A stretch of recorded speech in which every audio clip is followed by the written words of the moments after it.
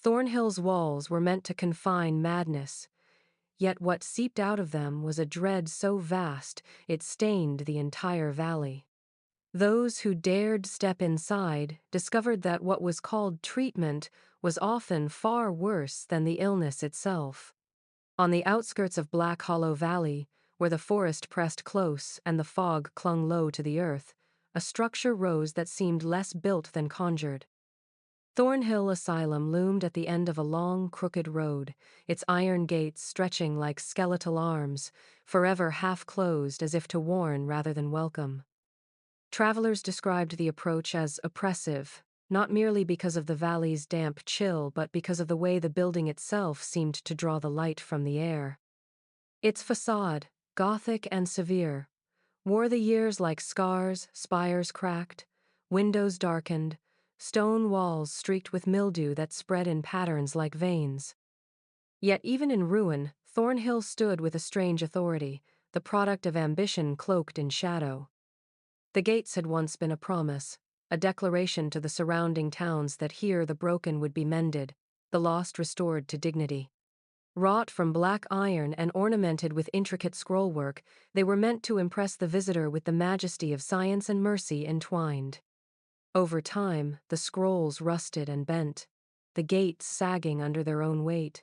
Locals came to see them not as symbols of compassion, but as teeth jagged and waiting to close behind those who entered. For the people of Black Hollow, Thornhill was both a necessity and a nightmare, a place where society's unwanted were hidden away and where whispers of cruelty leaked like smoke from shuttered windows. From the valley floor, the asylum was visible in all seasons. In summer, its towers rose above the heavy green canopy like watchmen who never blinked. In winter, when snow muffled the hills, its silhouette appeared stark and skeletal, as if stripped to its bones. Children were told never to wander near, and yet they grew up with stories of the place etched into their imaginations. The shadow of a figure pacing along the battlements, the faint echo of chains rattling from deep within, the glow of lanterns at hours when no work should have been done. The first impression of Thornhill was always silence, not the natural stillness of the woods, but a deadened hush that seemed to emanate from the building itself. Even birds avoided nesting in the eaves, as if repelled by some frequency beyond human hearing. Those who passed through its gates for the first time often described a peculiar sensation, the air colder by several degrees, a weight settling across the chest, a sense that once you crossed the threshold, part of you might never leave again. To stand before Thornhill was to confront the paradox of its creation. It was built as a monument to progress, to the belief that science and faith together could heal the tormented mind. But to the villagers who lived under its shadow, it was a monument of a different kind, a reminder that ambition, when unchecked, can curdle into cruelty, and that walls meant to protect can just as easily become walls that imprison. The origins of Thornhill Asylum lay in a time when America was bleeding from wounds both physical and invisible. The year was 1852, and the echoes of civil strife still lingered across the land. Though the Great War itself had yet to erupt, the scars of earlier conflicts and the tremors of unrest had left communities fractured. Men returned from battle with haunted eyes, their minds broken in ways physicians of the day could neither name nor mend. Families, ill-equipped to tend to these shattered spirits, often turned them over to prisons where the mad were locked beside criminals, or to almshouses where they were left to rot in filth and neglect. Black Hollow Valley, remote and pious, reflected the nation's dilemma in miniature. Its jail was overcrowded with those less dangerous than they were pitiable wanderers, paupers, and the deranged who muttered through the night. Religious reformers, carried on the winds of the Second Great Awakening, saw such conditions as an affront to Christian duty. They believed the mind could be healed through discipline and devotion, that the soul's torment could be soothed by moral treatment, clean air, steady work, prayer, and reflection. Their sermons thundered from pulpits across North Carolina, insisting that society had a sacred obligation to build sanctuaries for the afflicted. It was out of this climate of zeal and desperation that Thornhill Asylum was conceived. The state legislature, pressed by reformist petitions and alarmed by reports of violence in county prisons, approved funds for a new institution. Its purpose was publicly declared as noble an asylum, not for punishment but for restoration. Behind closed doors, however, lawmakers admitted another motive. The asylum would serve as a convenient vessel to remove society's undesirables: the destitute, the addicted, the widowed women deemed troublesome, the orphaned children with no family to claim them. In one stroke, order could be restored, and the illusion of compassion maintained. Construction began on a hillside where the valley narrowed, a site chosen as much for its isolation as for its commanding view of the town below. Officials praised the location as ideal for health and contemplation, but locals noted it allowed the asylum to watch over them like a sentinel. Newspapers hailed Thornhill as a beacon of progress, its planned wings to include workshops, chapels, and gardens. Yet even in its earliest days, doubts flickered. The masons spoke of odd instructions in the blueprints: windows sealed where light was needed, corridors that led nowhere, chambers sunk deep into the earth. Some wondered aloud whether the building had been designed to heal at all, or merely to contain. By the time its first patients arrived, Thornhill was already more than an institution. It was a statement of power of government, of religion, of society's right to decide who belonged and who did not. What began as a monument to mercy was also, from its birth, a monument to fear, and that contradiction would haunt every brick laid in its name. Jonathan Meeker was not the sort of man one expected to design a hospital. Trained in Boston, he had earned a reputation less for practicality than for a kind of dark ingenuity, a talent for blending the functional with the unnervingly symbolic. When the commission for Thornhill Asylum came to him, he accepted with a fervor that astonished his colleagues. They believed he was merely eager to prove himself beyond the churches and courthouses that had marked his earlier career. But to those who later studied his blueprints, it became clear that Meeker saw Thornhill not as a place of healing, but as an opportunity to pursue a private vision, a vision bordering on obsession. From its first sketches, Thornhill bore little resemblance to other asylums of its time. Where most institutions followed the Kirkbride model, designed to maximize sunlight and ventilation, Meeker's plans bent toward secrecy. Corridors twisted at disorienting angles, forming a layout that confounded even seasoned builders. Staircases ended in blank walls or descended into basements with no documented purpose. Rooms varied in size without reason, some cramped and airless, others cavernous yet without windows. The masons who laid the stone muttered that the building grew like a maze, as though guided not by architectural logic but by something far stranger. Beneath the surface, Meeker carved sublevels that were not listed in official records. Workers were instructed to dig deep into the hillside, creating chambers where no natural light could reach. Some of these rooms were sealed immediately after completion, their entrances bricked over before the asylum opened its doors. When questioned, Meeker replied only that such designs were necessary for future expansions. Yet those who labored in the dark spoke of hearing voices reverberating through the stone, as if the mountain itself resisted being hollowed for his purposes. Even more unsettling was his fixation on alignment. Meeker insisted the asylum's foundation be laid according to astronomical calculations. The main entrance faced not east, as was common for institutions tied to religious ideals, but toward a precise point where the sun rose on the summer solstice. Windows along the central corridor framed the equinox light exactly, while certain towers were placed so that the full moon would pass directly above them during key phases of the year.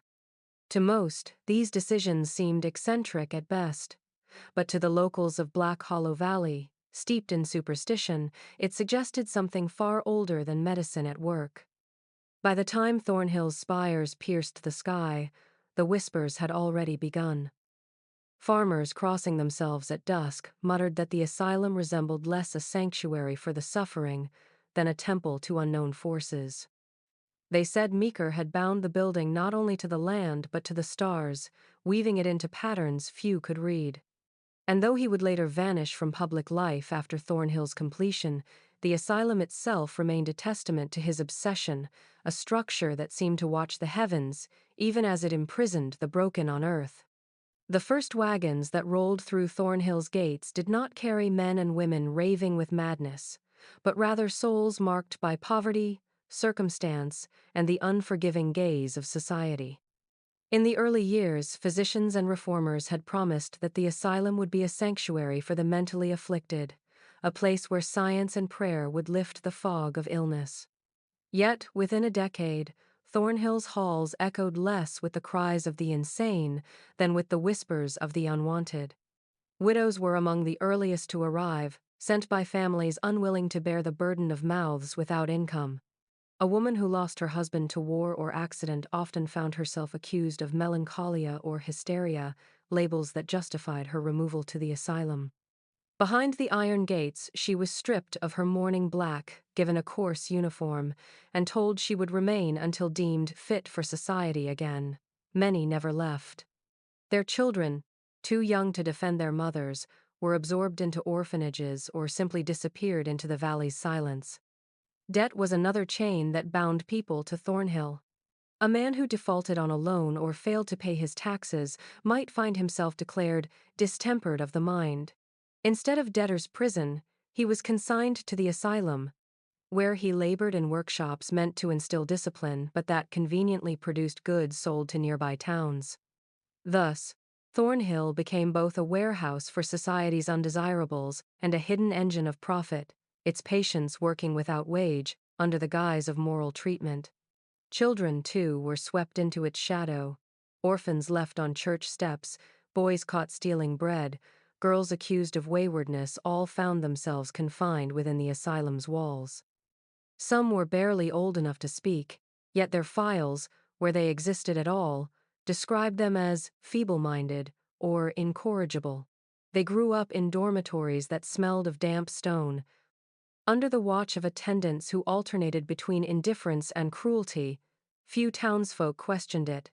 The children were out of sight, and thus out of mind. Immigrants fared no better. New arrivals who spoke little English or bore customs unfamiliar to the valley were often branded foreign lunatics. Families who feared their accents, their songs, their prayers found it easier to consign them to Thornhill than to tolerate their strangeness. Entire generations of names vanished into the asylum's ledgers, recorded once and then lost, their stories erased as though they had never lived beyond its walls. By the 1860s, Thornhill was full to bursting, not with the mad but with the discarded. Its reputation as a place of healing was sustained in speeches and newspapers, but inside its labyrinthine corridors the truth festered. Thornhill had become a dumping ground for the poor, the inconvenient, and the forgotten, its promise of mercy twisted into a system of silent exile. The philosophy of Thornhill Asylum was steeped in the language of treatment, but its practice often blurred the line between healing and torment. The men who presided over its wards spoke of science, of moral progress, of rescuing broken minds from their own shadows. Yet the methods they employed, carried out in damp chambers and under the flicker of gaslight, revealed a harsher truth. What was called therapy was often little more than sanctioned cruelty. One of the earliest and most frequently employed practices was cold water immersion. Patients judged excitable or hysterical were plunged without warning into vats of icy water drawn from the wells beneath the asylum. The shock, physicians claimed, would restore balance to overheated minds. Some patients were held under until their struggling ceased, pulled up only when their faces had turned blue, then left shivering in soaked gowns until fevers or pneumonia followed. Reports boasted of calm achieved after such sessions, though the calm was less the return of reason than the stillness of exhaustion and fear. Another favored device was the rotating chair, a contraption resembling both punishment and amusement. Patients were strapped into a seat fixed upon an iron pivot, then spun violently for minutes at a time, until vomiting, fainting, or unconsciousness followed.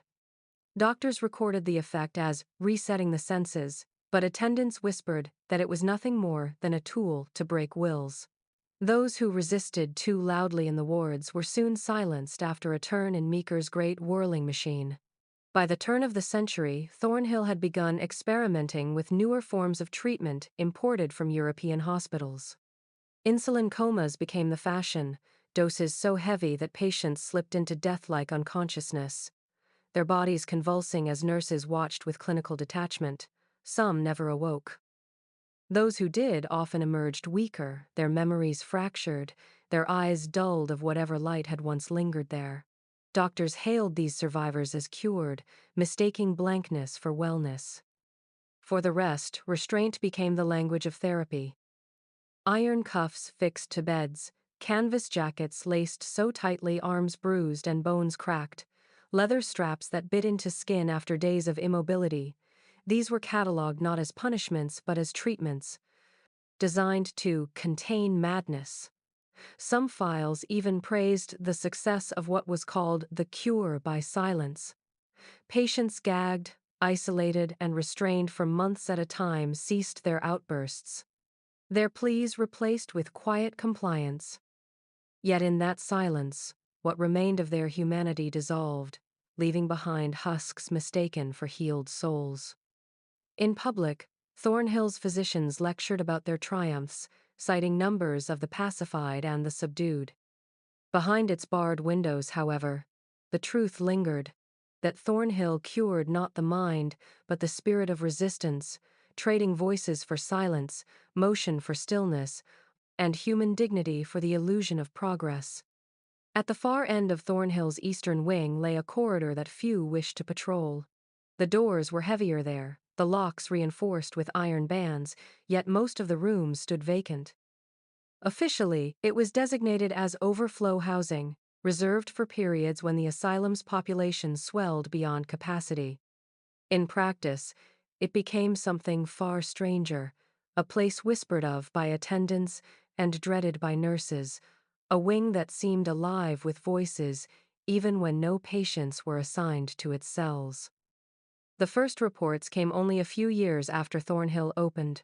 Orderlies on evening rounds claimed they heard murmurs drifting from behind bolted doors.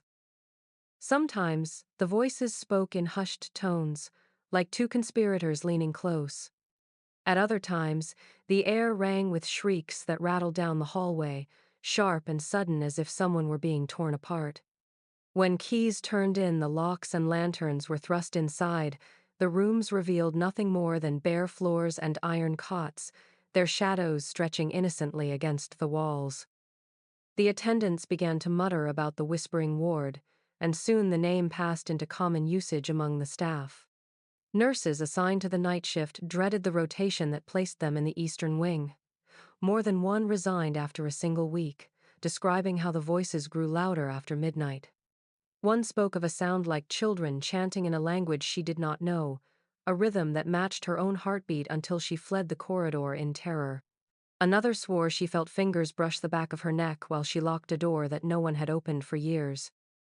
The matron dismissed such stories as hysteria, but privately she reshuffled assignments to keep her best staff from quitting. Patients who were transferred there rarely lasted long. Even the most placid souls grew restless, clawing at their bedding, scratching words into the walls that made no sense to the doctors, but which seemed to form repeated patterns. Circles, spirals, crude shapes of eyes. Some whispered back to the voices, carrying on conversations that ended in laughter or sobs. A few were found curled in the corners of their cells, whispering the same word again and again until their throats bled. Administrators insisted the phenomena were the product of poor acoustics, the echo of wind through the mountain stone, or the fevered imaginings of unstable minds. Yet the ward remained locked more often than it was open, a corridor of bolted doors guarding something no one wished to name. To this day, those who speak of Thornhill in Black Hollow Valley recall the Whispering Ward not as a place of treatment, but as a reminder that some echoes cannot be silenced by locks or reason. Dr. Alastair Crow arrived at Thornhill Asylum with the confidence of a man who believed himself chosen for greatness. Tall, immaculately dressed, and blessed with a voice that carried both warmth and command, he quickly won the admiration of the valley's officials and townsfolk. To the public, Crow embodied the ideals of progress. He delivered eloquent lectures on the treatment of the insane, assuring audiences that Thornhill was not a prison but a sanctuary. He donated generously to the local church, dined with county leaders, and was often seen strolling the manicured asylum gardens with visiting dignitaries, his hands clasped neatly behind his back, as though guiding them through a model of civilization's compassion. Behind the locked doors of Thornhill, however, another Crow emerged. Attendants who served under him whispered of his temper, his unpredictable fits of cruelty, and the cold precision with which he oversaw punishments disguised as treatments. He delighted in devising new methods of restraint, testing them personally on patients whose cries were muffled by stone walls. Those who displeased him were subjected to days of isolation in pitch-black chambers or strapped to iron chairs until their bodies weakened into silence. To the staff he ruled through fear, and to the patients he was less physician than executioner. It was only after his death that the true extent of Crow's obsession came to light. Hidden within the false bottom of his desk, inspectors uncovered a collection of journals, their leather covers worn from constant handling. Inside, page after page revealed not the orderly records of a medical man, but the ramblings of one consumed by darker fixations. There were diagrams of skulls sketched with unnerving detail, notations on cranial shapes he believed revealed moral weakness, and careful measurements of bone fragments taken from the unclaimed dead. More disturbing still were his writings on what he termed purging the soul through pain. He argued that madness was not an affliction of the mind but a corruption of spirit, and that only suffering deliberate, prolonged, and exacting could cleanse the patient of inner demons. The journals detailed experiments he had never confessed to the asylum's board. Patients subjected to escalating torments, their reactions meticulously catalogued as though they were laboratory animals rather than human beings. He described moments of silence after screams, recording them as triumphs. The subject's will has broken, and in the hollow that remains, purity stirs. There was no mention of recovery, only the satisfaction of control. To the valley he remained, until the end, a man of medicine, a benefactor, a scholar. But within Thornhill, where shadows seemed to gather thickest around his office, Dr. Alastair Crow's true legacy endured. He was not the healer he pretended to be, but the architect of suffering, cloaking cruelty in the language of science, while his journals told the story of a man who sought salvation not for others, but for his own darkness. The year 1873 is remembered in Thornhill's long and troubled history, not for an epidemic or an escape, but for the sudden disappearance of its memory. The fire began in the small hours of a winter morning, when frost still clung to the barred windows and the lamps in the east wing burned low. It consumed the records office in less than an hour, reducing shelves of ledgers and cabinets of files to ash and twisted metal. By dawn, hundreds of patient histories, decades of lives confined and forgotten were erased, leaving behind only smoke-stained walls and a silence that seemed to deepen the asylum's already oppressive air. The official explanation was swift. A faulty lamp, they said, or perhaps a clerk careless with a coal ember. Dr. Alastair Crow himself addressed the townsfolk days later, standing on the steps of Thornhill with his usual composure. He spoke of tragic loss, of the difficulty of maintaining paper archives in such an old structure, of the need for donations to rebuild what was destroyed. The crowd nodded in sympathy, reassured by his polished words and steady gaze. For most, the matter ended there. But among the staff and the families of patients, the whispers began almost immediately. Too many files had vanished in that blaze, too many belonging to individuals whose treatments had been the subject of rumor. Mothers who had begged for word of their daughters were told that the records no longer existed. Brothers who demanded to know why their kin had never been released found only the smell of burned parchment as answer. Some noted, too, that the fire spread only within the records office, sparing nearby rooms stacked with linens and wooden furniture that should have been easy fuel. It was as though the flames had chosen their prey with deliberate care. Attendants who had glimpsed Crow's private journals muttered that the fire was no accident at all.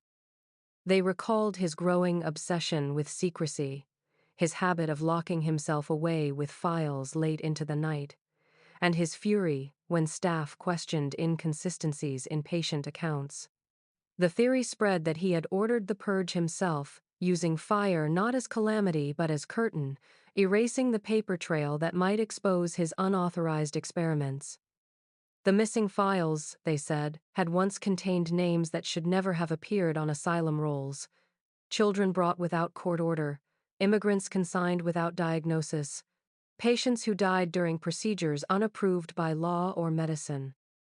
Whether accident or intention, the fire left Thornhill unmoored from its own past. The gaps it carved into the asylum's history could never be filled, and in their absence, the whispers grew louder. To this day, the descendants of Black Hollow Valley repeat the same story: that on that night in 1873, Dr. Crow did not lose control of his asylum's memory. He burned it deliberately, so that no one would ever know the full measure of what was done within its walls. Behind Thornhill Asylum, beyond the last line of brick walls and the rusting perimeter fence, lies a patch of earth that has always unsettled those who wander too near. The ground is uneven, a quilt of shallow rises and depressions, dotted with crude markers of stone. Each bears only a number, chiseled without flourish or care. No flowers are left there, no epitaphs carved. The field holds more than 400 souls, though to the world they are reduced to little more than anonymous digits in weathered stone. The cemetery was never part of the asylum's original plans. In its earliest days, families were expected to reclaim their dead, to provide burials in churchyards or family plots. But as Thornhill's population swelled, so too did the number of those abandoned or forgotten. Patients who arrived without relatives, immigrants who spoke no English, children left by the county as wards of the state, all were destined to die as they had lived, unseen. Their deaths were recorded in ledgers with clinical detachment, then their bodies consigned to the earth behind the asylum walls, stripped of name and history. Attendants described the burial process as swift and cold. A cart would arrive at dawn, bearing a body wrapped in rough canvas, sometimes still warm from the ward where breath had failed hours earlier. 2 or 3 orderlies would carry the load into the field, lower it into a shallow grave, and cover it before the ground had time to freeze in winter. The only ritual was the placing of a small stone, etched hastily with the next number and sequence. Some markers were carved so poorly the figures blurred within years, their meaning lost even to the staff who placed them. For the townsfolk of Black Hollow Valley, the grave field became a place of whispered dread. Children dared each other to run past the fence at dusk, swearing that the ground hummed beneath their feet, as though hundreds of voices murmured beneath the soil. On stormy nights, lightning revealed the stones like teeth in the darkness, a crooked jaw of the forgotten. A few families who dared demand their kin be exhumed found themselves denied, told that the records had been lost in the fire of 1873, or that no such patient had ever existed. In time, the field came to symbolize Thornhill itself, a monument to silence, a ledger of loss written in earth rather than ink. Each unmarked grave carried not only a body but a story stolen, a reminder of how easily a person could be erased when locked behind the iron gates of the asylum. To walk among the numbered stones is to feel the weight of hundreds of lives stripped of their names, their only legacy a whisper in the wind that moves restlessly across the barren field. The diary was found decades after Thornhill had closed, tucked between the crumbling floorboards of an attic room where dust lay thick and undisturbed. Its leather cover had stiffened with age, its pages browned and brittle, yet the words within carried a clarity that no fire or neglect could erase. It belonged to a young attendant named Samuel Harker, barely 20 when he began his employment at Thornhill. His entries, written in a hurried but steady hand, offered a rare and unfiltered glimpse into the daily life behind the asylum's walls, an account far removed from the polished reports presented to the public. Samuel's early notes held the optimism of youth. He wrote of wanting to help the afflicted, of believing the asylum was a place of mercy. But within weeks, his tone shifted. He described patients chained to their beds not for violent outbursts, but simply for weeping too loudly in the night. He recorded the stench of unwashed bodies, of wounds left to fester under iron cuffs, and of the hollow-eyed silence of men and women who had been restrained for so long they had forgotten the feel of free movement. What disturbed him most were the sounds that came from below. Samuel wrote of hearing screams echoing through the floorboards, muffled but unmistakable, long after the wards had gone quiet. At first he believed them to be nightmares carried on the voices of patients, but the screams did not come from any occupied cells. They rose instead from the underground passages, the hidden tunnels carved into the hillside by Jonathan Meeker's original design. Samuel claimed he once followed the sound down a stairwell and found a door bolted from the inside. He dared not enter, but pressed his ear to the wood and swore he heard a voice whisper his name. The diary catalogued what Samuel called treatments never meant for light. Patients selected at random were taken from their cells at night, their names never marked in official ledgers. Some returned broken, their eyes vacant, their speech reduced to incoherent muttering. Others never returned at all. He wrote of one woman who begged him for water the morning after her treatment, her wrists raw and bleeding from restraints. When he tried to bring her relief, Dr. Crow himself intercepted him, smiling as he ordered the woman locked in isolation. She was gone the next day, her bed stripped bare, her number reassigned. By the final entries, Samuel's words were jagged, the handwriting frantic. He confessed he feared he would soon be discovered. "They know I am watching," he wrote. "I hear them in the walls at night, and I know the screams are real. If this book is found, let it tell the truth. Thornhill does not heal. It devours." His diary ends abruptly, the last page smeared as though the pen had been pulled from his hand. No record of Samuel Harker exists in Thornhill's official archives, leaving his fate as anonymous as the patients he tried, in vain, to defend.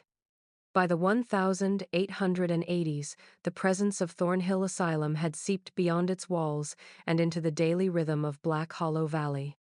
The town lived in the long shadow of its spires, and though the asylum promised progress and mercy, what drifted across the valley at night told another story. When the wind rose after midnight, it carried with it a chorus of sounds that no storm or animal could explain. Screams, long and ragged, seemed to pour from the asylum's stone corridors and echo through the hills until they reached the shuttered windows of cottages below. Families whispered prayers in their beds, clutching rosaries or Bibles, but none dared rise to investigate. By morning, the valley would return to uneasy quiet, the source of the cries never acknowledged by Thornhill's officials. Children were the only ones reckless enough to treat the asylum as a game. Groups of them dared each other to climb the hill and touch the iron gates before fleeing back down the road. Some swore the gates were warm to the touch, even in winter frost. Others claimed they felt a vibration, as though the metal carried the heartbeat of something vast within. A few returned pale and shaken, insisting they had seen a face peering from the barred windows, a pale oval, motionless, watching without blinking. These stories spread quickly among the schoolyards, growing with each telling, until Thornhill became a rite of passage. To touch its gate was to prove bravery, but to linger too long was to risk being marked by it. Adults, however, treated the asylum with grim reverence. Farmers passing by on their way to market made the sign of the cross, even those who had long since stopped attending church. Mothers drew their children close when the carriage road curved near the asylum walls, whispering warnings not to look directly at the building. Men who once scoffed at superstition admitted, in hushed tones over tavern tables, that the very air around Thornhill seemed heavier, as if it pressed against the lungs. The asylum also cast its influence on the valley's economy. Merchants spoke of sudden prosperity when Thornhill ordered supplies in bulk linens, food, coal, but just as quickly complained of shortages when wagons were diverted for the asylum's use. Some townsfolk resented the institution, believing it drained life from Black Hollow rather than giving back. Others defended it, fearing that open criticism might draw unwanted attention from its formidable superintendent. Over time, a fragile balance developed between the town and the asylum. Black Hollow endured the screams, the shadows, and the peculiar chill that clung to the hillside, so long as Thornhill kept its horrors confined within its gates, yet the fear never left. It lived in the quiet gestures of adults, the reckless games of children, and the unspoken knowledge that the asylum was not merely a building, but a presence that breathed with the valley itself. In the winter of 1891, Thornhill Asylum fell under the grip of what the newspapers delicately called a fever. It began in the lower wards, where the most destitute patients were kept, men and women already weakened by years of confinement. At first, the symptoms seemed familiar: sweats, trembling, a flush of heat across the skin. But the illness moved with unusual speed. By the third day, patients collapsed in their beds, their lips blue, their breathing shallow. Within a week, dozens were dead, their bodies carried out under canvas before dawn and laid in the nameless grave field behind the asylum. The official report blamed contagion, an unfortunate outbreak in a place already teeming with vulnerability. Dr. Alistair Crow's successor spoke of poor ventilation and the challenges of winter confinement, urging calm. Supplies of quinine and camphor were ordered. Nurses instructed to burn incense and douse the wards in vinegar. But the measures did little. Patients continued to die, sometimes within hours of their first cough. Entire dormitories fell silent overnight, their bunks stripped bare by morning. In Black Hollow Valley, however, few believed the explanation of fever. Whispers spread quickly that the outbreak was no natural disease at all, but a purge. Thornhill was overcrowded by then, its population swollen with the poor and the abandoned, and the asylum had long struggled to feed so many mouths. Some suggested the epidemic was convenient, too convenient for administrators desperate to cull numbers without drawing public scrutiny. A rumor took hold that patients had been poisoned, their food or water laced with something designed to empty the wards while disguising the deaths as an act of nature. Attendants who survived the epidemic left troubling accounts. One claimed he had seen a nurse pour a dark liquid into the communal broth before the illness began. Another swore he overheard physicians speaking of cleansing the lower halls, as if the dying were less tragedy than necessity. Even more unsettling were the reports that staff had been ordered to record the dead under false names or, in some cases, not at all.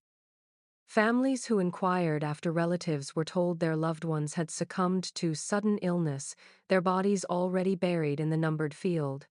No proof could be offered. The records, as always, were incomplete. The epidemic ended as abruptly as it began. After 2 weeks of death, the fever simply vanished, leaving survivors frail but alive. No further cases were reported. Yet the silence that followed was heavier than the screams that had filled the wards. The valley remembered the smoke that rose each morning from hastily dug graves, the way Thornhill's wagons rumbled down the road under cover of fog, and the absence of names in the church registers. Whether disease or design, the epidemic of 1891 deepened the belief that Thornhill was less a hospital than a machine, one that consumed lives when it wished and discarded them without a trace. Among the darker chapters in Thornhill's history are the testimonies that surfaced long after its doors were shuttered, accounts of experiments carried out in silence, so complete it unraveled the very fabric of the human mind. In hidden chambers beneath the eastern wing, patients were subjected to what doctors described as therapeutic isolation, but the reality was far more sinister. Sensory deprivation, extended not for hours or days but for months, became a secret method of control disguised as treatment. The chambers were small, no larger than closets, their walls padded not for comfort but to smother sound. Light was excluded entirely. Food and water were passed through narrow slots in the doors, but attendants reported being instructed never to speak a word to those inside. The goal, according to one recovered note attributed to Dr. Crow's successors, was to quiet the madness by drowning it in nothingness. In practice, silence and darkness became weapons, stripping patients of the anchors that tether the mind to reality.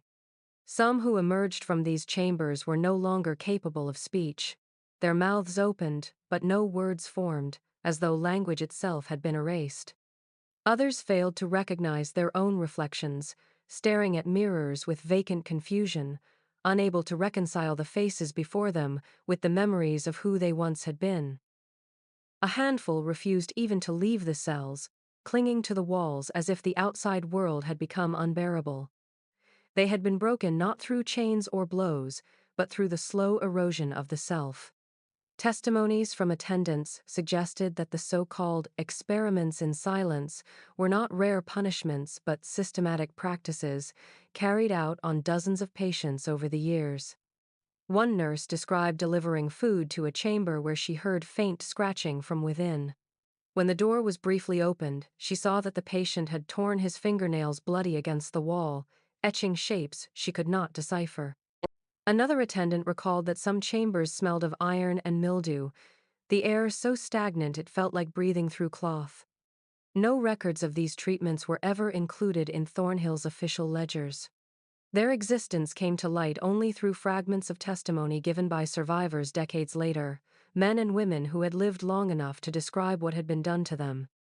Their stories were halting, confused, often fragmented, but they carried the same chilling refrain. In the silence, time ceased to matter. Days bled into weeks, weeks into months, until the world outside became a dream, and the only reality was the crushing weight of nothingness. What began as a supposed cure left its victims hollow. Thornhill claimed to treat madness, yet through its chambers of silence, it manufactured a deeper kind of suffering, the annihilation of self, a fate far worse than any disease that had brought them through its iron gates. The year 1903 brought with it a scandal that might have unmade Thornhill Asylum had the truth not been so carefully buried. At the center of it was Nurse Evelyn Hart, a young woman remembered in the valley for her striking auburn hair and for the compassion she showed to those society had cast aside. Unlike many of her colleagues, Evelyn did not see Thornhill's patients as inmates or lost causes, but as human beings deserving of dignity. Her gentle manner made her beloved among the suffering, and her sharp eyes made her feared by those who preferred their secrets kept hidden. Evelyn had grown increasingly troubled by what she witnessed in Thornhill's wards. She recorded how patients were beaten into silence, left shackled for days in filth, or subjected to treatments more like punishments than medicine. Most disturbing were the experiments carried out under the direction of Dr. Crow and his protégés, procedures involving deprivation, bloodletting, and what she described as ritualistic cruelty. Unlike others who whispered in fear, Evelyn chose to act. She gathered notes, smuggled scraps of testimony from patients who still had voices to give, and prepared a statement for state inspectors scheduled to visit in the spring of that year. But Evelyn never had the chance to speak. On the eve of the inspection, she vanished. Her uniform hung neatly in her quarters, her Bible lay open on the nightstand, and her suitcase half-packed rested by the door as though she had been preparing to leave. There were no signs of struggle, no footprints in the hall outside her room, and no one recalled seeing her depart. It was as if she had been swallowed by the asylum itself.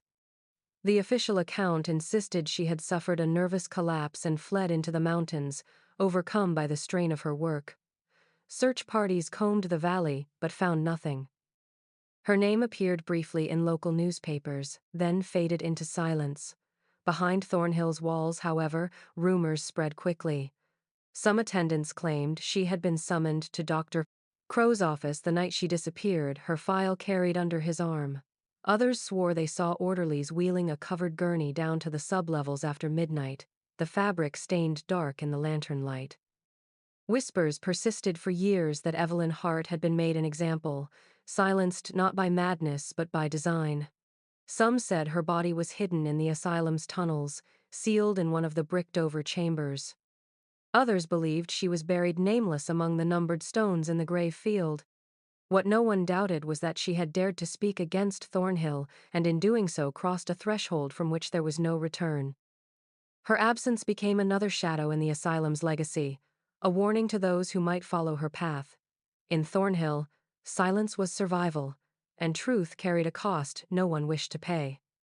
The people of Black Hollow Valley never forgot the night of 1912 that came to be called the Night of Screams.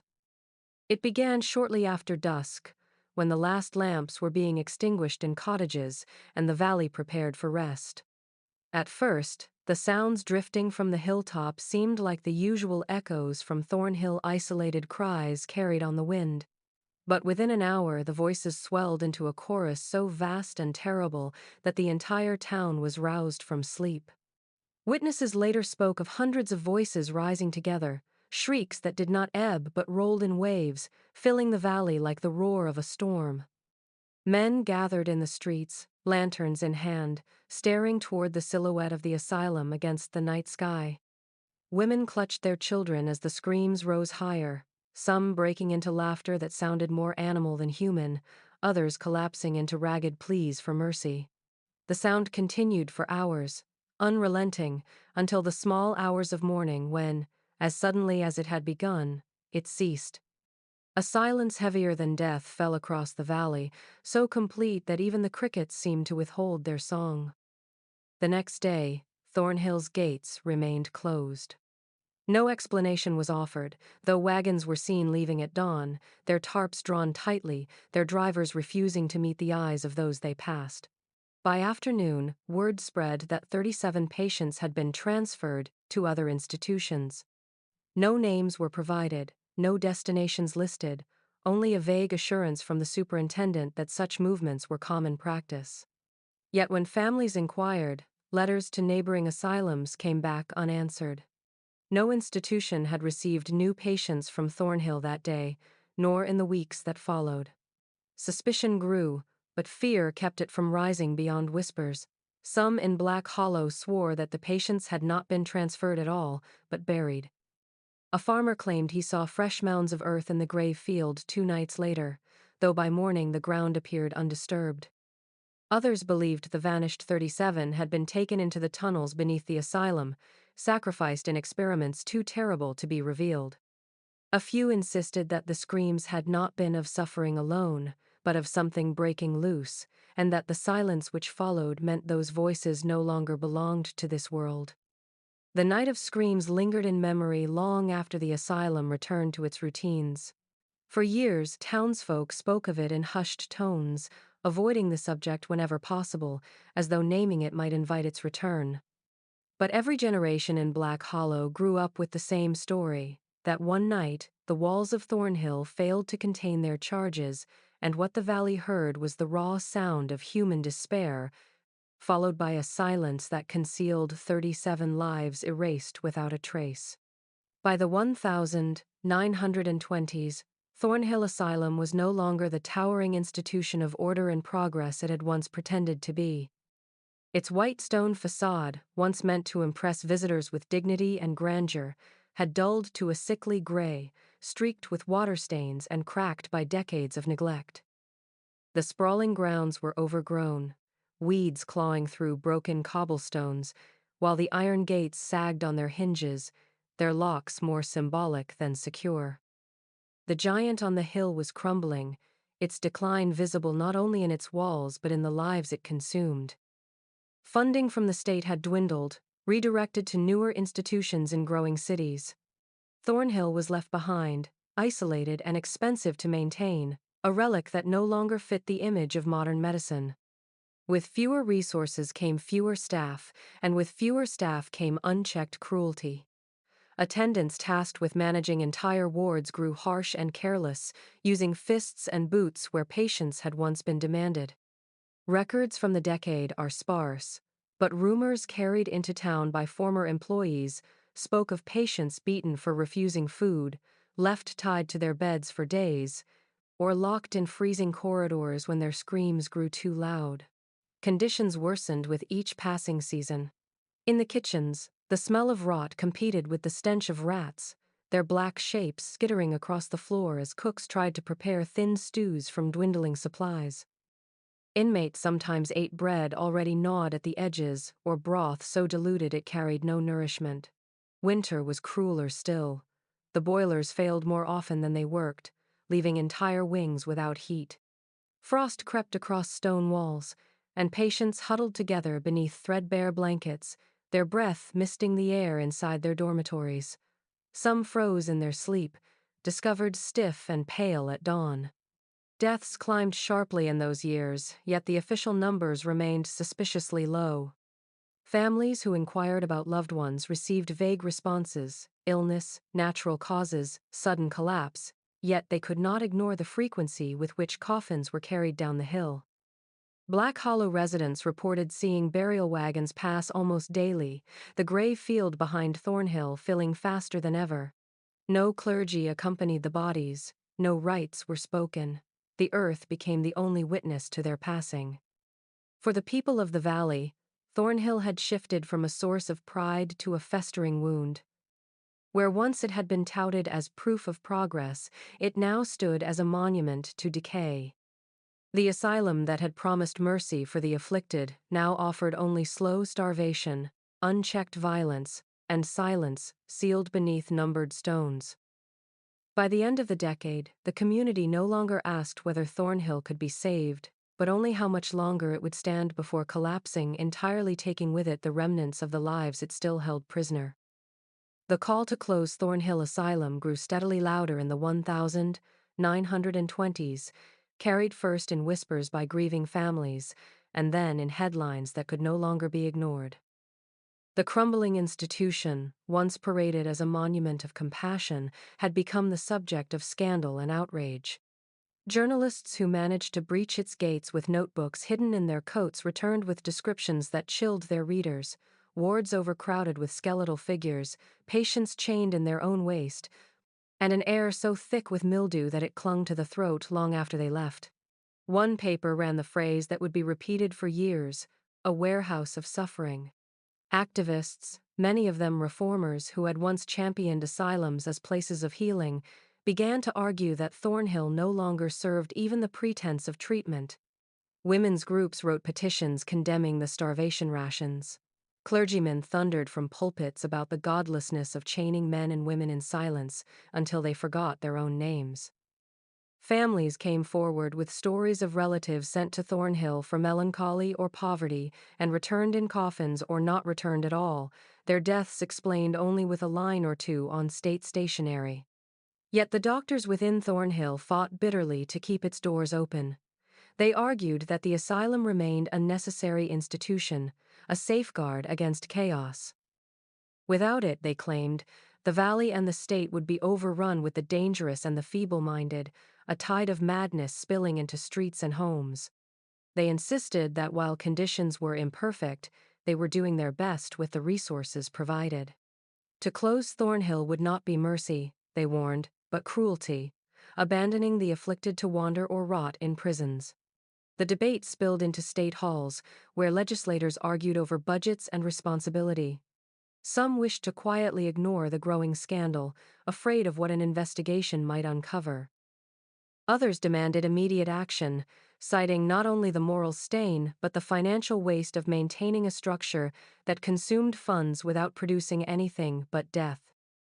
Public hearings were proposed, and families of patients lined the steps of courthouses with photographs of the vanished and the dead, their voices trembling with grief and fury. In Black Hollow Valley, the debate cut deeper. Townsfolk lived with Thornhill's shadow every day, and while many longed to see its gates shuttered forever, others feared what closure might bring. To lose the asylum meant confronting the hundreds buried nameless behind it, and admitting that what had been called progress had, in truth, been cruelty. The great closure debate was not only about bricks and budgets, but about conscience, whether the valley and the state beyond it would would continue to tolerate Thornhill's silence, or whether at last they would summon the courage to end it. By 1934, Thornhill Asylum was a ruin barely able to disguise its own decay, but it took a scandal of extraordinary weight to finally force its gates closed.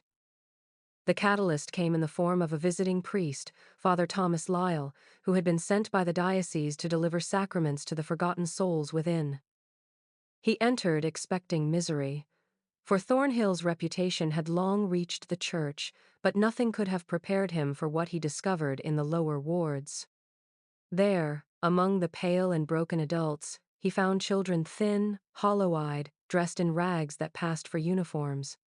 Some were no older than 6 or 7, their wrists chafed from restraints meant for grown men. Their files, where they existed at all, described them not as children but as feeble-minded stock, words stripped of humanity. Father Lyle emerged from Thornhill trembling and furious. Within days, he carried his testimony to the State House, where he described in detail the conditions he had witnessed.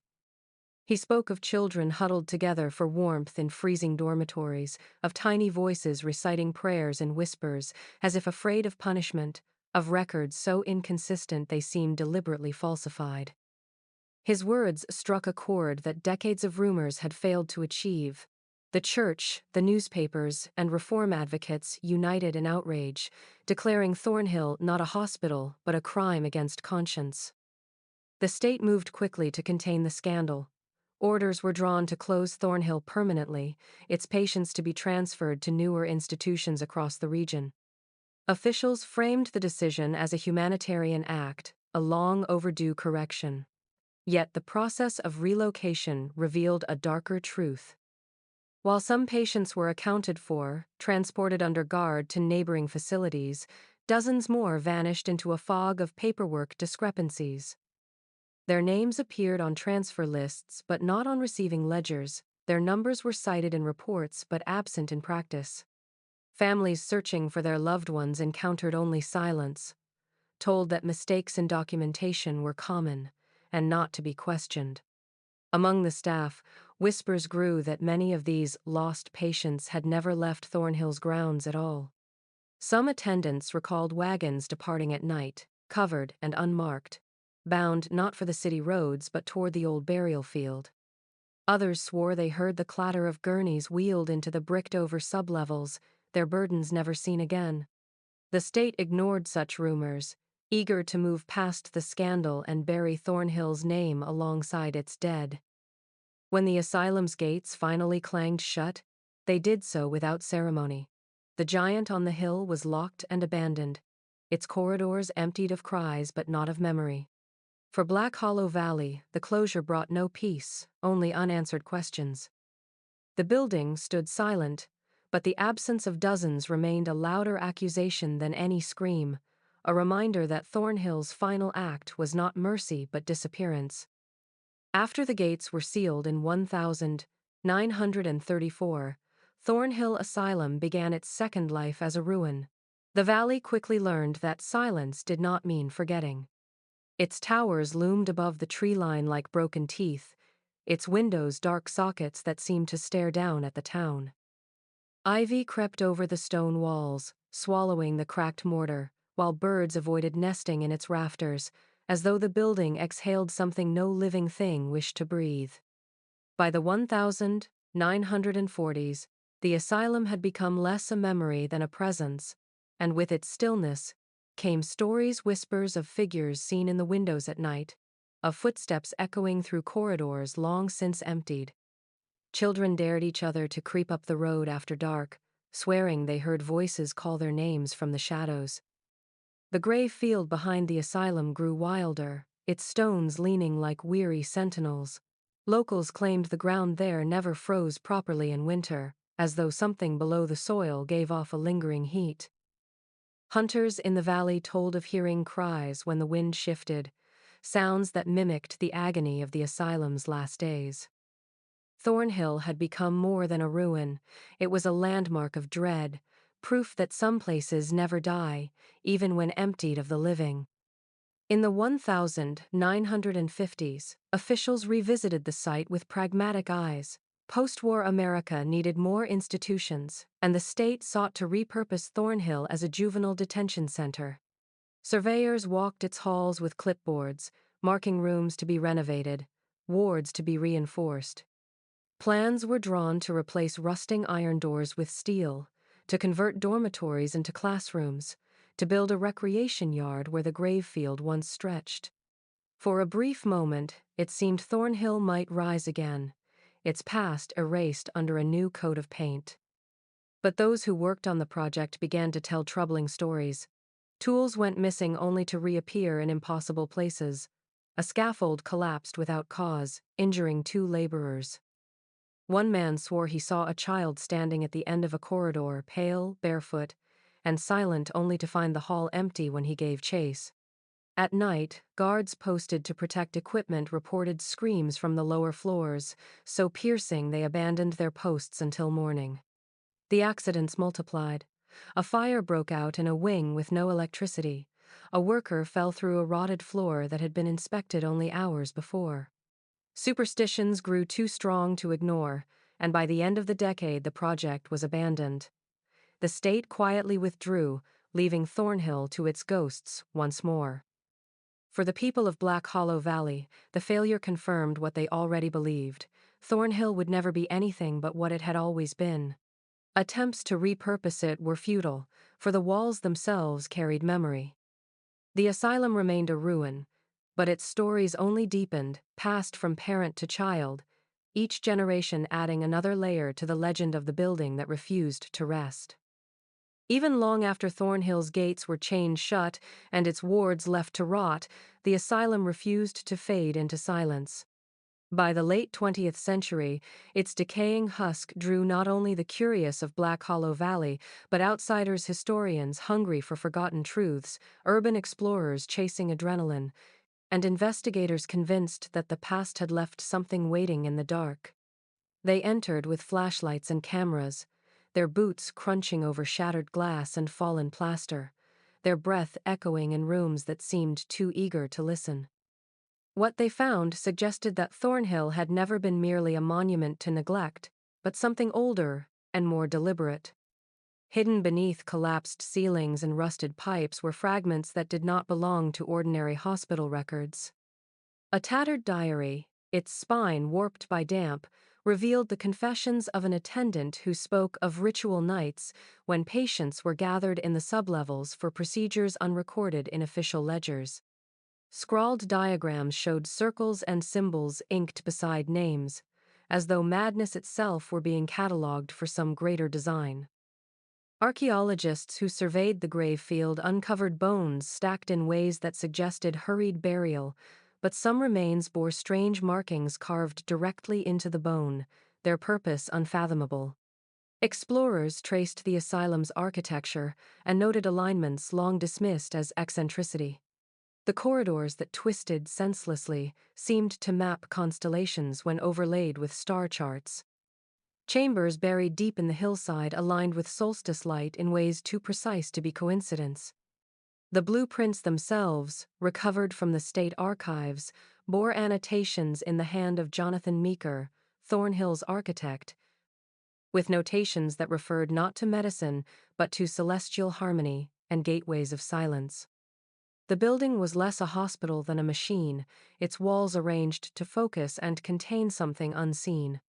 Those who lingered within claimed the asylum still breathed with its old purpose. Recorders left running in the empty halls captured whispers too faint to be explained by wind. Words sometimes surfaced names, pleas, fragments of prayer though no one was present to speak them. A historian who spent the night in what had once been the Whispering Ward reported waking to find her notebook filled with sentences she did not remember writing. An explorer swore he felt hands press against his back as he stood at the threshold of a bricked-over chamber, urging him inside. In the end, what Thornhill left behind was not merely evidence of cruelty or neglect, but the shape of something ritualistic, a design written in stone and blood.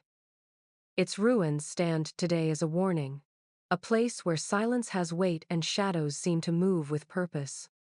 The asylum may be empty of patients and staff, yet those who step across its threshold speak of the same feeling, that Thornhill still listens, and that its whispers are not echoes of the past but voices that continue, waiting for someone to answer.